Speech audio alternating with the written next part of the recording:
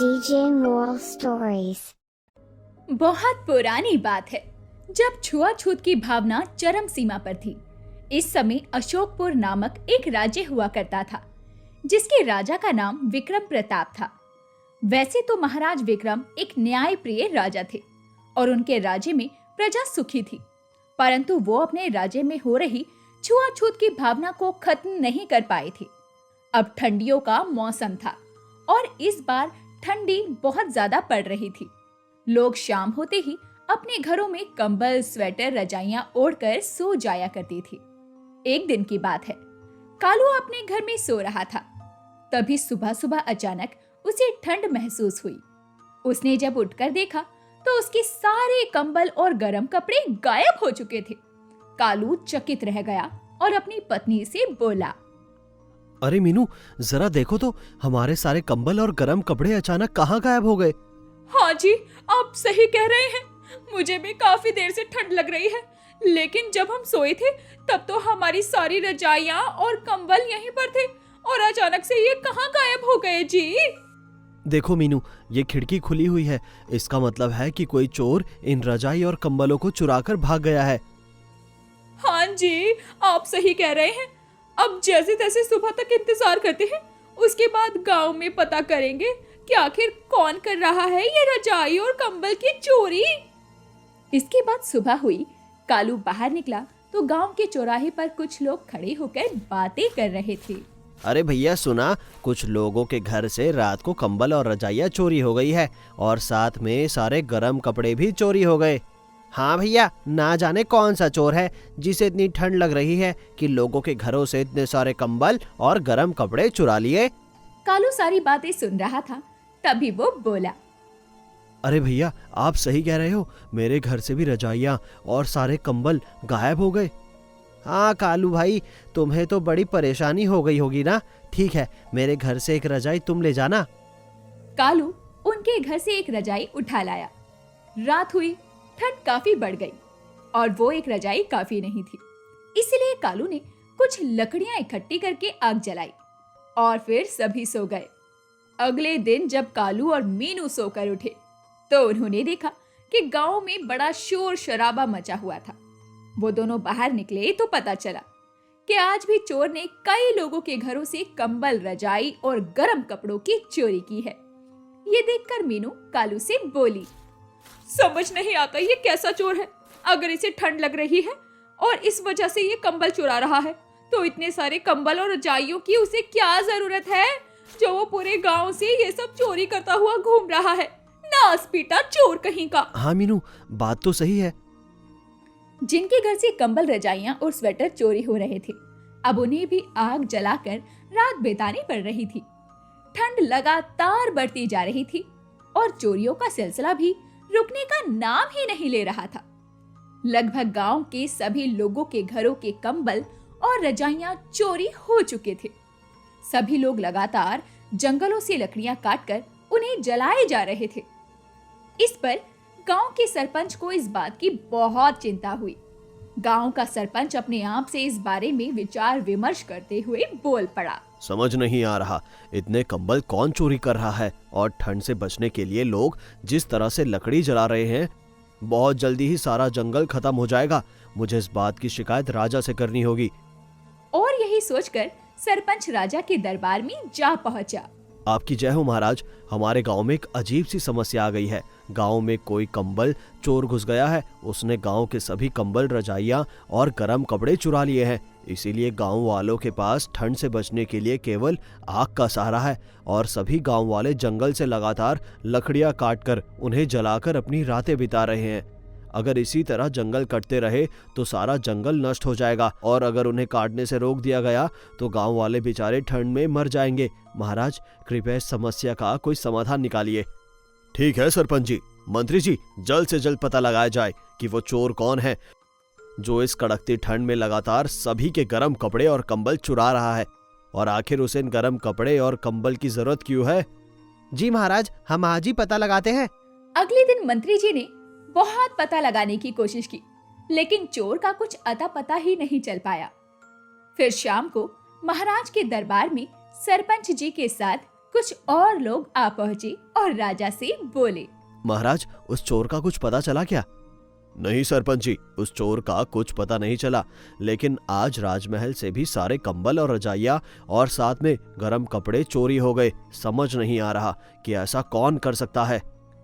वो लोग आपस में अभी बातचीत कर ही रहे थे कि तभी राज दरबार में एक आदमी जो सूट बूट में दिखाई दे रहा था, वो अपने साथ बहुत सारे कंबल और रजाइयां और गर्म कपड़े लेकर राजा के दरबार में पेश हुआ और उन्हें दरबार में रखते हुए कहने लगा, महाराज, ये लीजिए राज्य के सारे कंबल, रजाइयां और गर्म कपड़े जो चोरी हुए थे, मैं उसे वापस ले आया हूँ। महाराज और महाराज के साथ सभी लोग उस आदमी को देखकर चकित रह गए और महाराज ने हैरान होते हुए पूछा, अरे तुम तो मोहन हो ना? ये सारे कंबल और रजाइयां क्या तुमने चुराए थे?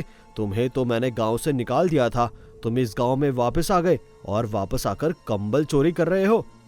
जी महाराज, आपने मुझे बिना वजह इस गांव से निकाल दिया था। क्या आपको वो कारण याद है महाराज, जिस कारण आपने मुझे इस गांव से निकाला था? मोहन अपनी सोच में गुम हो जाता है। दरअसल मोहन उसी गांव के किनारे एक झोपड़ी बनाकर अपनी पत्नी करुणा और बेटे वीर के साथ रहा करता था। मोहन अछूत था और उस गांव में छुआछूत की भावना होने के कारण मोहन और उसके परिवार से कोई मतलब तक नहीं रखता था। एक दिन मोहन अपने बेटे के साथ कहीं से लौट रहा होता है, तभी सामने से आती हुई दो औरतें बोलती हैं, हे भगवान, सुबह सुबह इन अछूतों का मुंह देख लिया, अब तो सारा दिन खराब हो जाएगा। सही कहती हो बहन, चलो हम अपना रास्ता बदल लेते हैं। वीर को ये सब देखकर बहुत बुरा लगा और वो मोहन से बोला, पिताजी, गांव वाले हमारे साथ ऐसा व्यवहार क्यों करते हैं? इसीलिए बेटा, क्योंकि हम अछूत हैं। पिताजी, ये अछूत क्या होता है? क्या अछूत इंसान नहीं होते?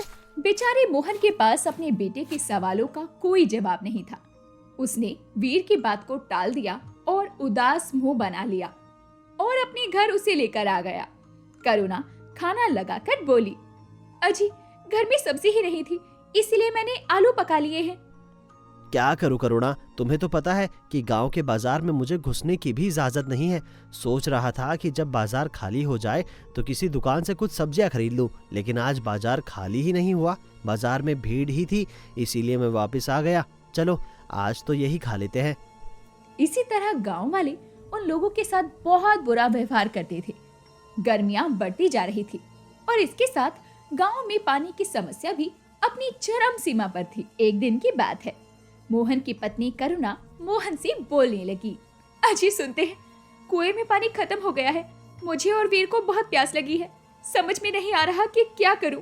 मैं तो किसी तरह खुद को संभाल लूंगी, लेकिन वीर तो अभी बच्चा है।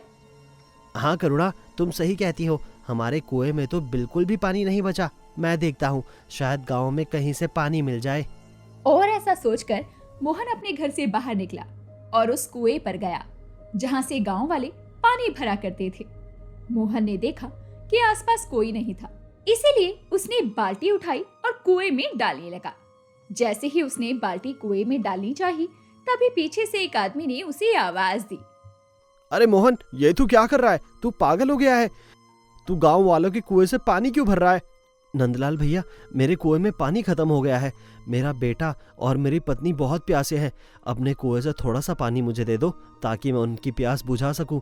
बाद में मैं पानी का कोई ना कोई इंतजाम जरूर कर लूंगा। नहीं, हम तुझे ये पानी छूने की आज्ञा नहीं दे सकते। अगर तूने ये पानी छू लिया तो ये पानी भी अछूत हो जाएगा और फिर हम में से कोई भी ये पानी नहीं पी सकेगा। तू यहाँ से चला जा और दोबारा इस कुएं की तरफ पलट कर भी मत देखना। देखते ही देखते वहां कुछ और लोगों की भीड़ इकट्ठा हो गई और सभी लोग मोहन की तरफ गुस्से से देखने लगे। मोहन विवश होकर वहां से जाने लगा। मोहन जैसे ही जाने के लिए पलटा तो उसकी पत्नी और बेटा सामने खड़े थे। तभी मोहन का बेटा वीर बोला, पिताजी प्लीज मुझे पानी दे दीजिए, देखिए ना मेरा गला सूख रहा है, अब मैं और बर्दाश्त नहीं कर सकता। प्लीज माँ, पिताजी को बोलो ना कि मुझे पानी दे दो प्लीज। मोहन अपने बेटे की हालत देखकर बहुत भावुक हो जाता है और तेजी से आगे बढ़कर बाल्टी को कुएं में डालने लगता है।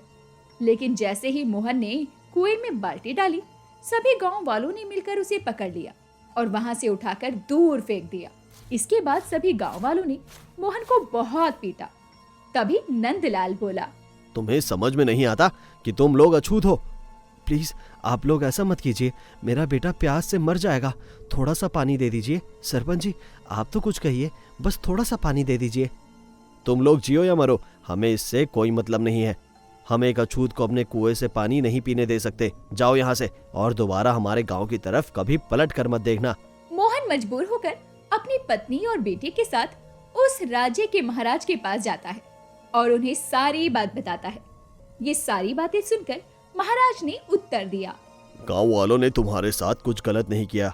तुम अछूत हो, तुम्हें कौन अपने कुएं से पानी देगा? अगर तुम्हारा कुआं सूख गया था तो तुम दूसरा कुआं खोदो। लेकिन महाराज मैं अकेला भला दूसरा कुआं कैसे खोद सकता हूँ?